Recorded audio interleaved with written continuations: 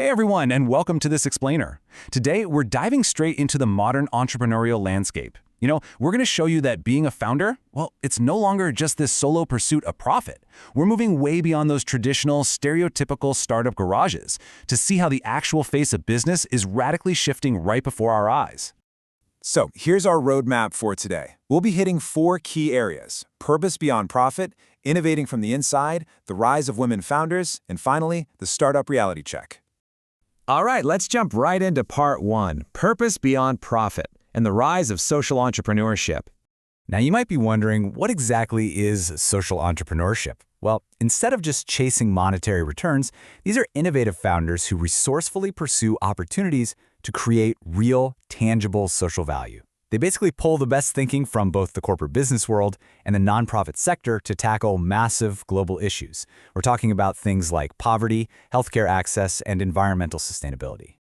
The contrast in motivation here is literally night and day. See, a traditional entrepreneur is primarily driven by the desire to make money. Totally fine.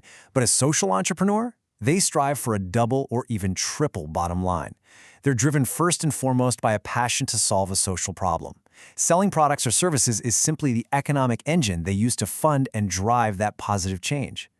A really perfect example of this in action is Tom's Shoes. They famously partnered with humanitarian organizations to build giving directly into their corporate DNA using a buy one, give one model. By using the profits from paying customers to subsidize shoes for underserved groups, they basically proved you can achieve incredible global scale while maintaining a profound social impact. It was a total game changer.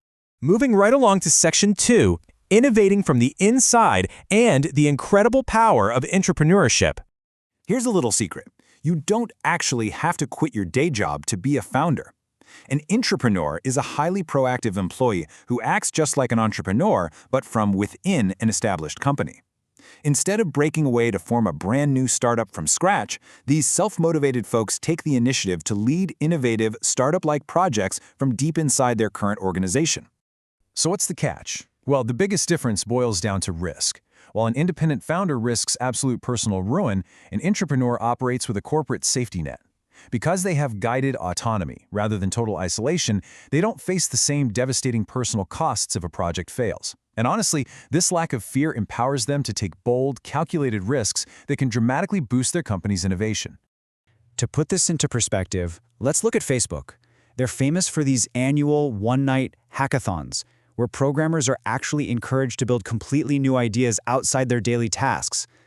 Back in 2007, this exact entrepreneurial environment birthed the prototype for the like button.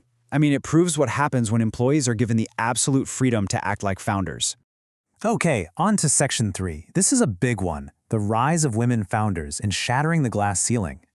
Did you know there's actually an official definition for a women's enterprise? It's defined as a business where women hold a minimum of a 51% financial interest and generate at least 51% of the employment for other women. Empowering women in this space isn't just about equity anymore. It's a vital indicator of a society's development, bringing massive new human resources into the economic fold. Now, when we dig into why women take the leap into business, we see 2 very different sides of the coin. On one side, you have empowering pull factors like the urge to build confidence, gain social status, and secure economic independence. But on the other side, there are push factors born out of sheer necessity, things like sudden tragedies, the loss of a primary breadwinner, or a permanent drop in family income.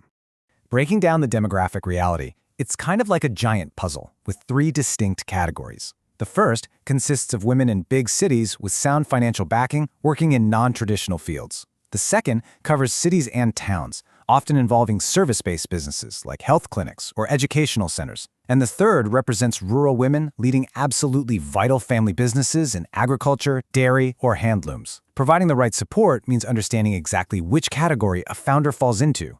And talk about incredible risk-taking? Let's talk about Dr. Kiran Mazumdar-Shaw. In 1978, she transformed a tiny 10,000 rupee garage startup into the biopharmaceutical giant Biocon. Her initial loan applications were repeatedly rejected because, well, biotechnology was virtually unheard of back then. Yet starting with 0 assets, her absolute conviction proved that visionary women founders can shatter systemic barriers to build truly world-class enterprises. Finally, section 4. Time for the startup reality check. navigating the hurdles. Because let's be real, no matter what kind of founder you are, you're going to face some incredibly harsh realities. You'll battle the digital divide, struggle to raise initial working capital to build and scale, and untangle really complex regulatory environments like the GST and angel tax. Taking products to market is tough, and hiring, it's a massive hurdle, mainly because a lot of highly qualified employees still prefer the safety of large corporate jobs over the inherent risks of joining a new startup. Then there's the customer reality.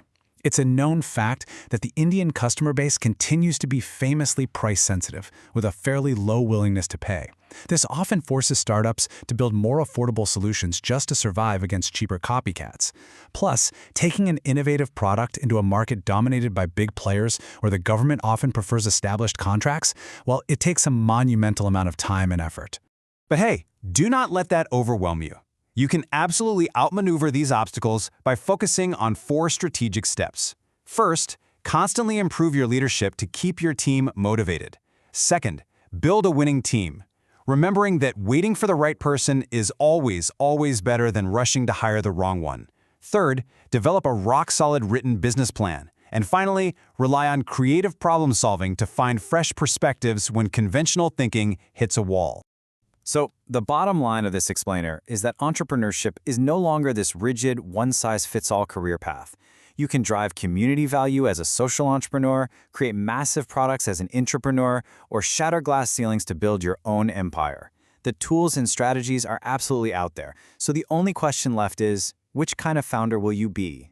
And more importantly, what massive problem are you going to solve first?